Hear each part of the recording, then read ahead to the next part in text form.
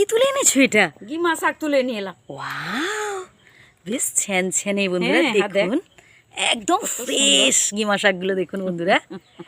তাহলে মা আজকে গিমা শাক রান্না করবে। হ্যাঁ, দেখলে না মনে পড়ে, তোর বাপি যখন ছিল তখন বলতো, এ কোথায় গেলি রে, গিমা শাকগুলো বেটে ফেলতো, গরম গরম ভাত আমার হয়ে যাবে, আর গিমা শাক বাটা, তাতে কি পড়বে, একটু লবণ দেওয়া হবে, আর লঙ্কা একটু বেশি করে পড়বে, কাঁচা লঙ্কা বাটা আর সরষা তেল মাখিয়ে দিলে না, আহ এত সুন্দর লাগতো। আর গল্প করতে করতে তোমার গিমা শাকগুলো বেশ বাছা হয়ে গেল।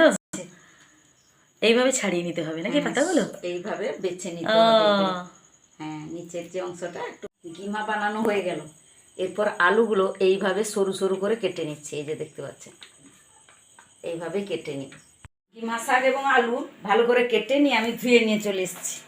এরপর আমি একটা থালাতে ঢেলে নেব।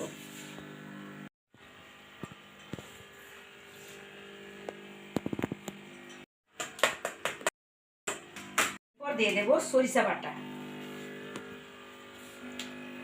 দিচ্ছি পেঁয়াজ কুচি, কাঁচা লঙ্কা কুচি, অল্প পরিমাণ লঙ্কা গুঁড়া দিয়ে দিলাম, আমি পরিমাণ মতো লবণ দিয়ে দিচ্ছি।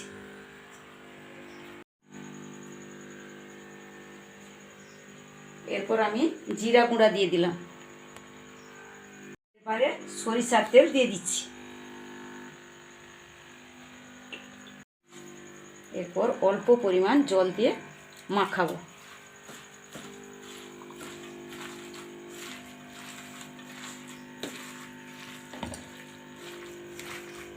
বন্ধুরা, আসলে মাখানোর কাছেই সব কিছু। এই গিমা শাকে মশলাগুলো যতক্ষণ না ভালোভাবে মাখছে ততক্ষণ পর্যন্ত কিন্তু এর টেস্টটা ফিল করতে পারবেন না। ভালো করে এটাকে মাখাতে হবে, মানে এক প্রকার এটাকে কষিয়ে নেওয়ার মতো। এটা হচ্ছে উনুন ছাড়া কষানো, আর হচ্ছে এমনি মশলা যেটা উনুনে কষানো হয়। তো এইভাবে ভালো করে দেখতে পাচ্ছেন মা কেমন মাখিয়ে নিচ্ছেন। আপনারাও পাতায় দেওয়ার আগে এভাবে মাখিয়ে নেবেন। হয়ে গেছে, আমি এটা রেখে দিলাম। এরপর আমি কলা পাতা নিয়ে আসি। বধূ হয়ে গেল, আর কখন করবো রে, তাড়াতাড়ি তো করতে হবে, খাবে কখন, করবো কখন। কলা পাতাটা নিয়ে চলে এসেছি। এরপর আমি গ্যাসটা ধরিয়ে এটাকে প্রথমে আমি একটু সেঁকে নিব।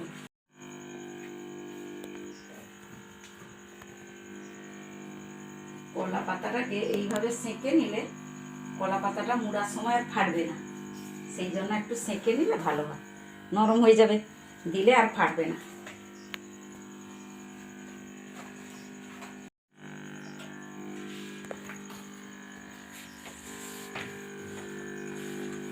এরপরে পাতা নিলাম,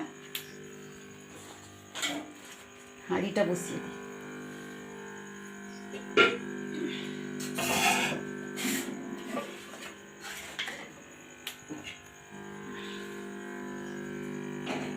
এরপর একটা হাঁড়ি নিলাম, মাটির হাঁড়ি। গ্যাসটা পরে ধরাবো, আমি আগে এটা রেডি করে নিই। কলা পাতা নিলাম, কলা পাতাতে অল্প অল্প করে দিয়ে দেব।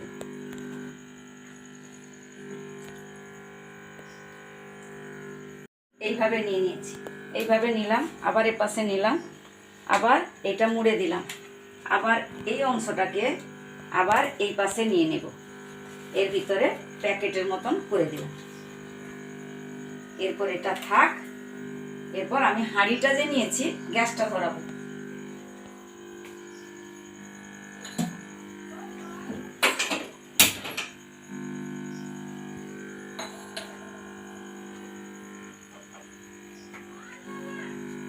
একটু অল্প পরিমাণ তেল দিয়ে দিলাম।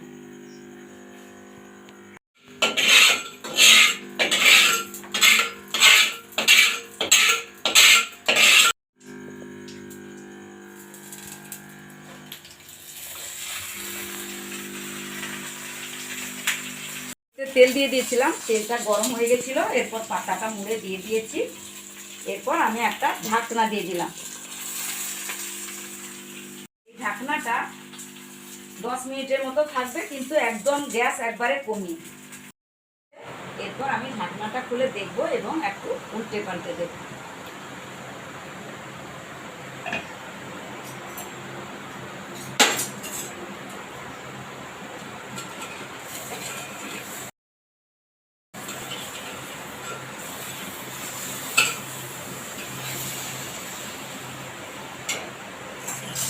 আবারও ঢাকনাটা দিয়ে দিলাম, ঢাকনাটা খুলে দেখবো।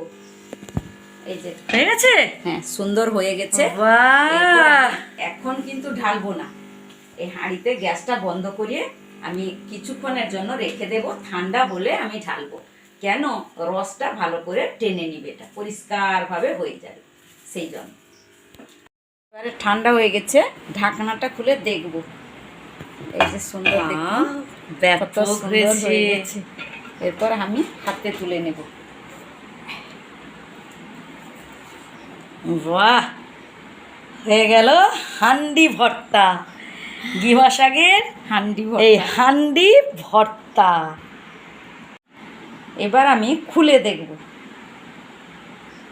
বেশ ইন্টারেস্টিং ব্যাপার কিন্তু। হ্যাঁ, এই খোলাটাই কিন্তু খুব ইন্টারেস্টিং ব্যাপার। বন্ধুরা আপনারাও দেখতে থাকুন। আসলে ভেতরে পাট পাট করে দেওয়া আছে হ্যাঁ, কত কলাটা। সুন্দর দেখুন।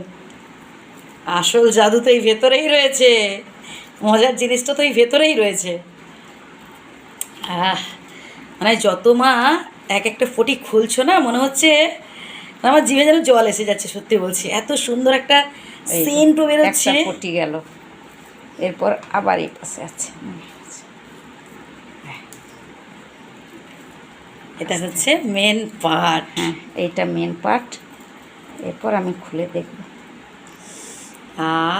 কি সুন্দর গন্ধ।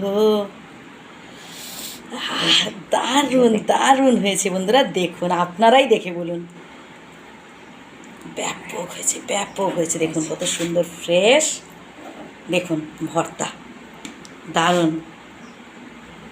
মানে এটাকে ভর্তা বলুন, পাতুরি বলুন, যাই হোক, আমরা মানে হান্ডিতে হচ্ছে পাতায় যেহেতু করা হয়েছে গিমা শাকটা, তাই এর নাম কি? গিমা শাকের হান্ডি পাতুরি। তো বন্ধুরা কমেন্ট করে জানান কেমন লাগলো ভিডিওটি। সবাই ভালো থাকবেন, সুস্থ থাকবেন। টাটা।